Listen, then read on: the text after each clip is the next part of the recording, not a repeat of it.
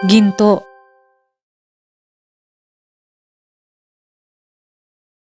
Malimit na nagtutungo sa kanyang hardin ang isang binata. Naghuhukay siya ng lupa upang doon itago ang kanyang mga baryang ginto. Ginagawa niya ito tuwing Miyerkules. At pagdating ng Linggo ay huhukayin naman niya ang mga ito mula sa lupa upang bilangin at para tiyaking kumpleto ang mga ito. Miyerkules ng gabi, pumunta ulit ang binata sa hardin at sa parehong lugar, itinago niyang muli ang mga gintong barya. Ngunit lingid sa kanyang kaalaman, may nakakita pala sa kanya ng gabing iyon.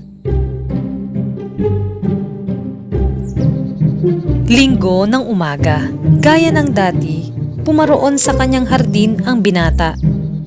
At kanyang natuklasan na nilimas na ng magnanakaw ang kanyang mga ginto. Lubos ang paghihinagpis ng binata at napasigaw ito na siyang narinig naman ng kanyang kapitbahay. Nagmamadaling tumakbo ang kapitbahay patungo sa tirahan ng binata. At natagpuan niya ito sa hardin na kahabag-habag ang kalagayan. Anong nangyari?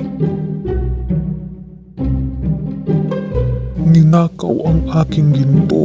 Tiyan ko itinago sa maliit na butas na iyan. Tinabunan ko pa nga ng lupa. Ngayon, wala na. Teka lang, bakit dyan ka nagtatago ng ginto? Bakit hindi sa loob ng iyong bahay kung saan madali kang makakuha ng pambili mo ng iyong mga kailangan? Pambili?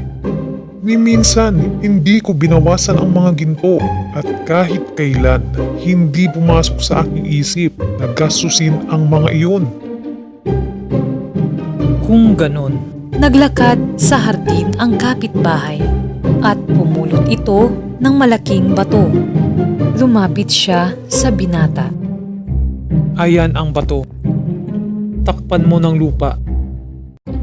Tulad din ng batong iyan ang iyong mga ginto, hindi mapakinabangan.